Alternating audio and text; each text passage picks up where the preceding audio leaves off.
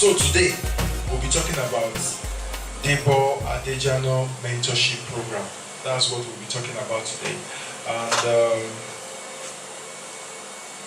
over time, I've been asked to do this. A lot of people come up to me and say, I would like you to be my mentor, I would like you to be my mentor, and all of that. I have some mentees currently that we do a lot of things together, but I just felt that it's better to, because of the demand of my time, it's better to probably make it more organized. We've had this before, but we stopped for some time, and then I just thought maybe we should bring it back again and make it better organized so that the demand of my time will not be that crazy. And that's why we are having today. Today is the launch of this new phase, and you are free to just decide what you want to do with it. Debo Adejana Mentorship Programme. The 3 M's of success. What I've discovered in life is that as human beings, we are majorly creatures of relationships. Majorly. We are creatures of relationships. We came by that means, and we would and can only gain by that means. We are creatures of relationship. There is no one-man island man. Nobody. Absolutely nobody. The design of nature itself is that we relate. So, if we want to maximize our success in life, then we must learn how to maximize relationships. It's very important. It's one thing I've come to discover is very, very important and profound. Very fundamental. And that is the reason why, people crave after such relationships. Either knowingly or unknowingly, they go after it. Because that is really how we succeed. That is how we make it. So, we are creatures of relationships. That is how we came, and that is how we can gain. I'd like to share a few stories. One real life, another one not so real life, about lawyers. There's this young lawyer and a well-known lawyer that were in town. Probably for this discussion, you can say, who is this man? Falana. Femi Falana. Okay, who is this? Unknown person. Unknown lawyer. Okay. So there was this town that we had this very known lawyer and this other young lawyer. And the young lawyer just thought to himself that how can I really maximize my practice? This very known lawyer is taking all the briefs, you know? How can I really survive in this environment where every brief is going to this man? So he said, okay, I would have to make him my mentor in some way. So he went to the known lawyer and he asked that the known lawyer will become his mentor, that he wants to be a mentee under the known lawyer. And the known lawyer said, really? He said, yes, really. So the lawyer said, okay, no problem, just give me some time, relax in my office, gave him another space in his office, just relax, give me some time, we'll get on this, okay? And whilst the old lawyer was busy, whilst the new lawyer was just sitting there, just occupying time, the old lawyer was busy attending to his clients, looking at his briefs and all of that. When he was through, he said, okay, young man, you want to be my friend? I would like to be your friend as well. Where is your office in town? He said, it's not so far really, it's just across, the town is not so big anyway. It's not so far, it's just across the road and all of that. He said, okay, let me know your office.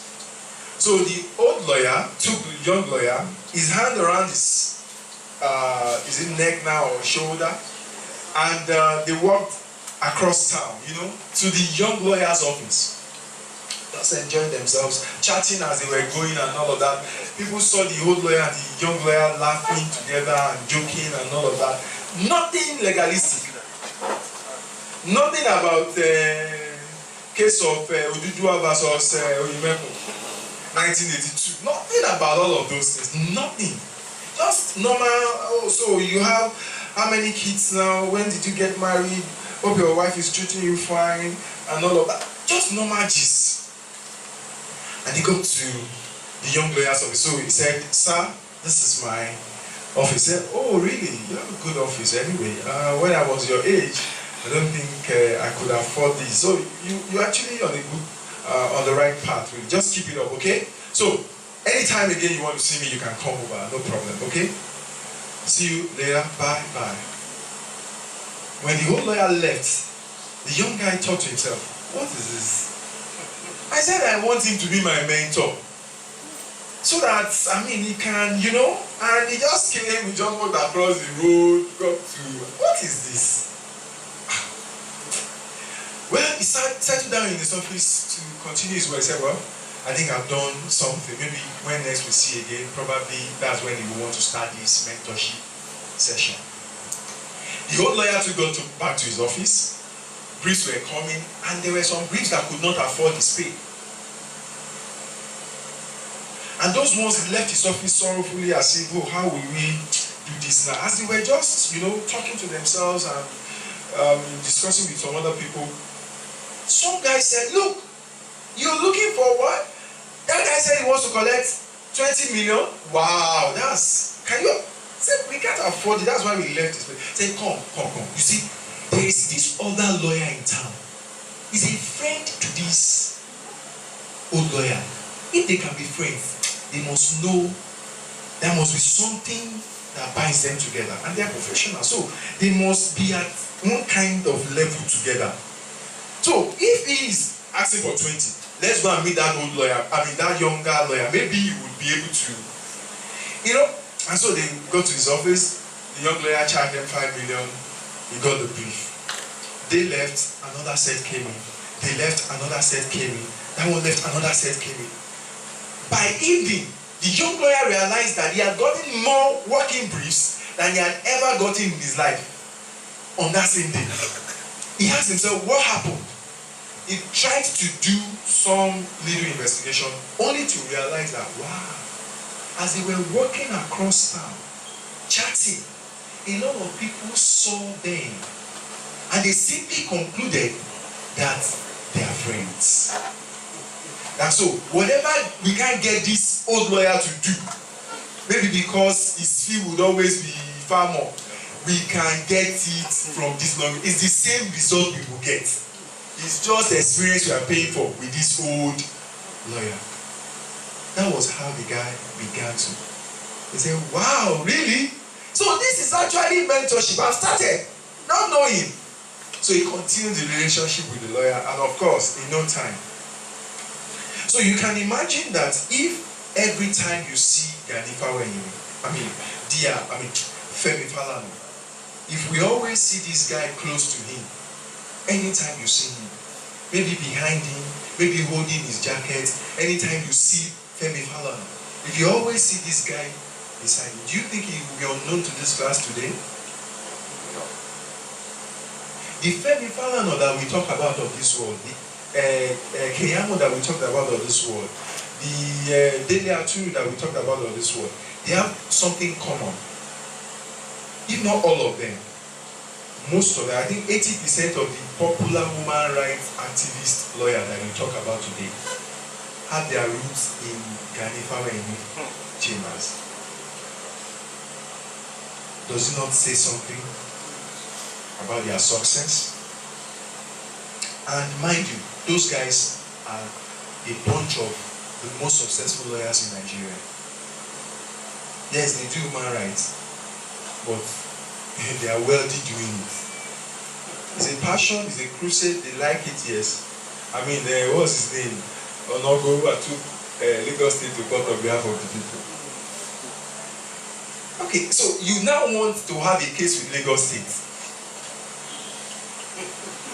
Who are the lawyers you are going to consider? People that have confronted, whether they now defeat him in Supreme or whatever. You understand what I'm saying? These are the people you talk to. So, but they had to learn those things from someone. That's one. That's a lawyer story. There's another lawyer story, practical real life. I know the two people involved.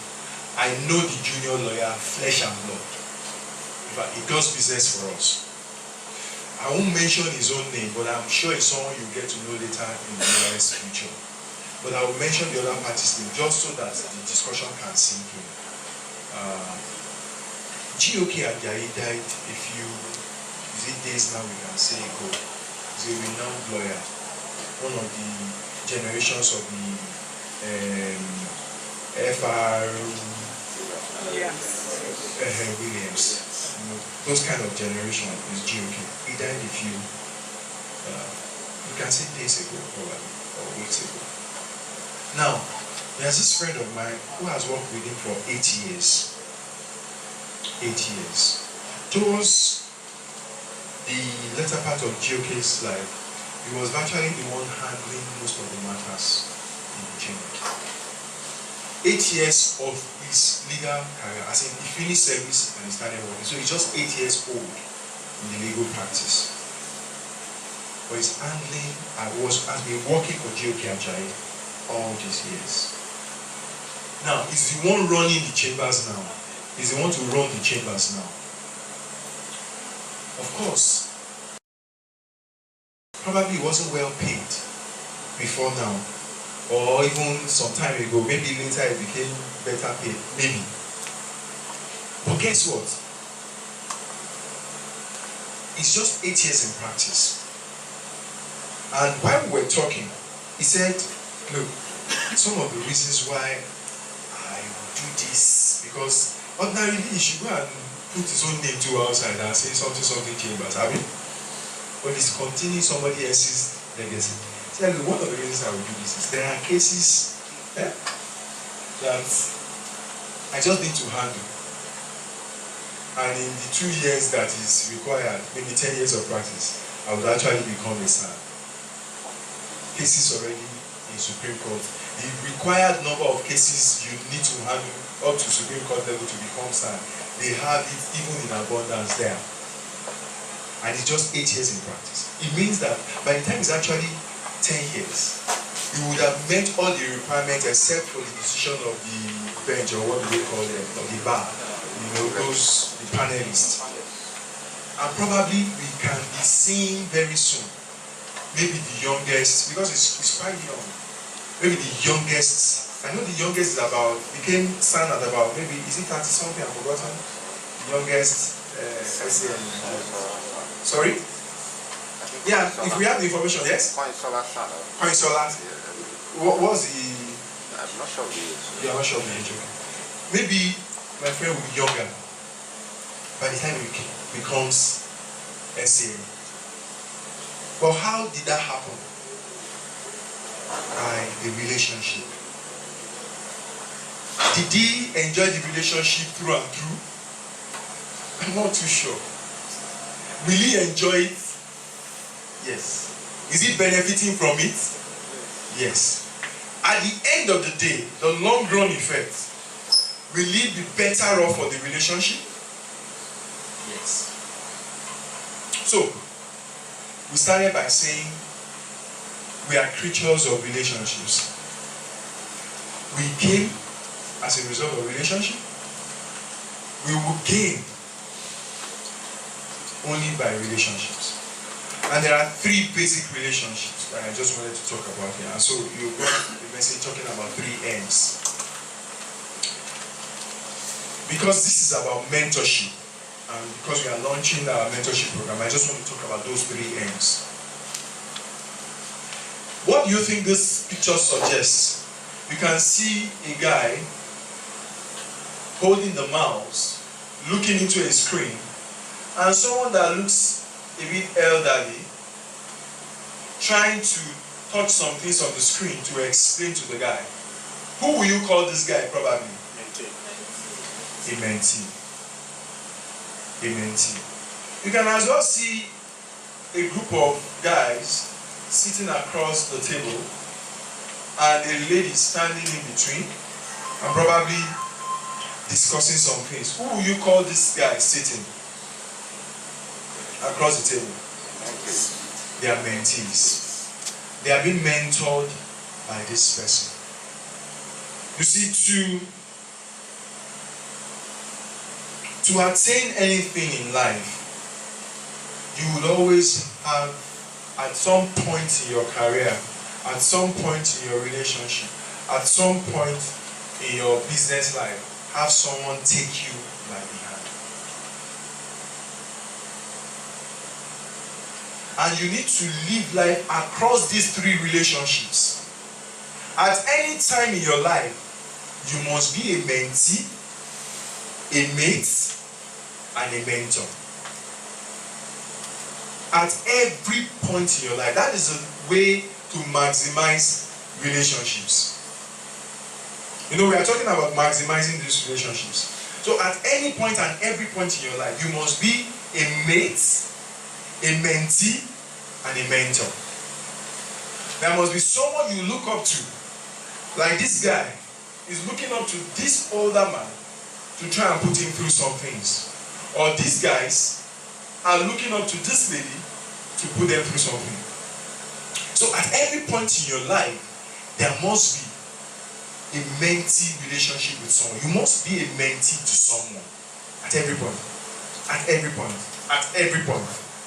In certain areas of your life. Okay? There are different areas of your life that you require to be mentees to different people in those areas. It's not just one mentor for everything. Okay?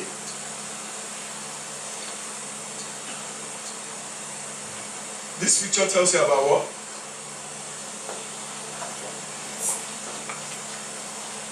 This looks to me more like colleagues. Same class. Probably same seminar. Probably same meeting. Same association. Colleagues. People that are, together. Does this look like colleagues to you? No. Okay. Now, the funniest thing is, this picture appears, if you Google this picture now, probably it appears under mentorship. It appears under mentorship. But you see, in this true sense of the word, this is what a mate relationship does to you. There are different reasons for a mate, for a mentee, and for a mentorship. For the mentee that we just discussed, there is no one that hits and does not give back to nature. If you see anybody like that, is near his grave. Someone that he has hit in the morning is going to hit in the afternoon, and is going to hit in the evening, and he does not. He has never visited the toilet. He's so fashion conscious that he does not want to visit the toilet. When we're growing up, when we're young, whatever, some ladies do as if they don't know that their toilet does not exist. Like that. And there is nothing like that. You understand? Everybody visits this thing. Otherwise, you won't believe it. I mean, exactly. That's what a mentee relationship does. That's why it is important for you to give back. You can't keep taking and not give it back. So you must find someone. The obligation is on you to actually find people to pour out into.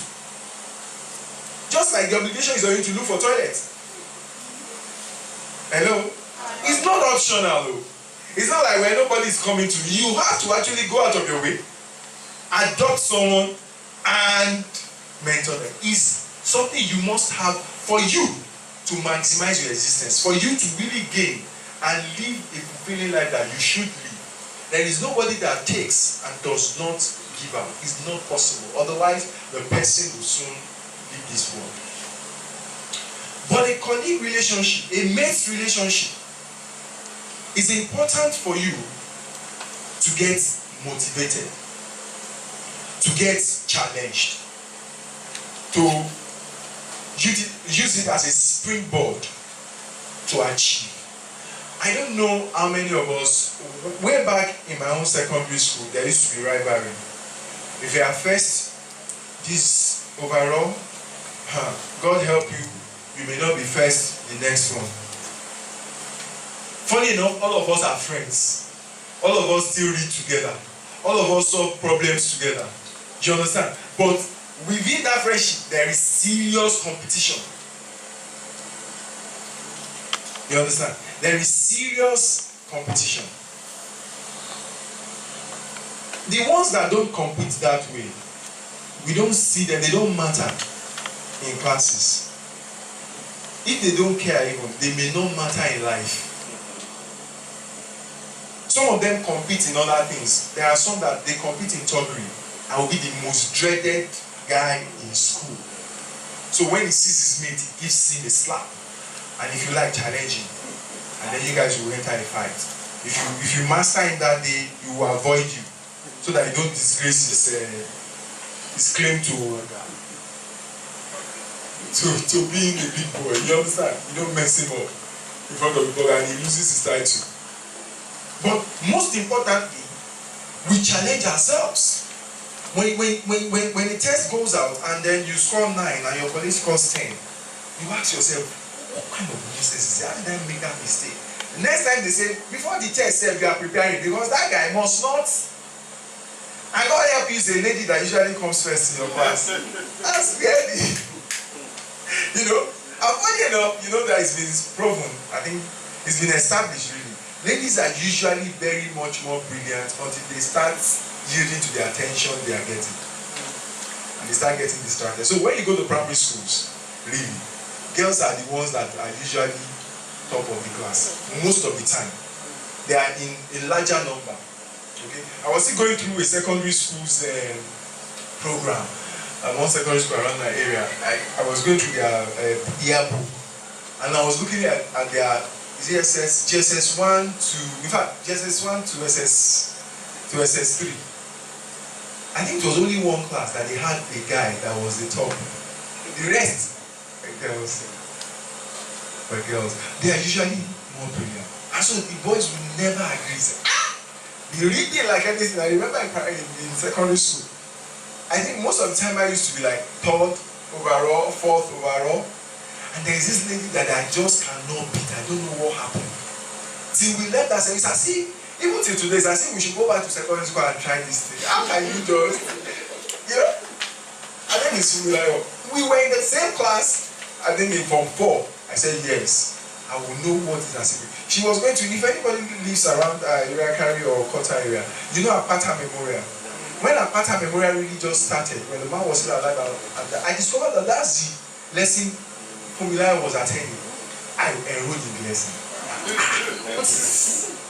You know? But still, she's still till we finished. You know, and one guy came from one school. I don't know who stayed around there, Metropolitan College. How can somebody come from Metropolitan College to Ansarudin College?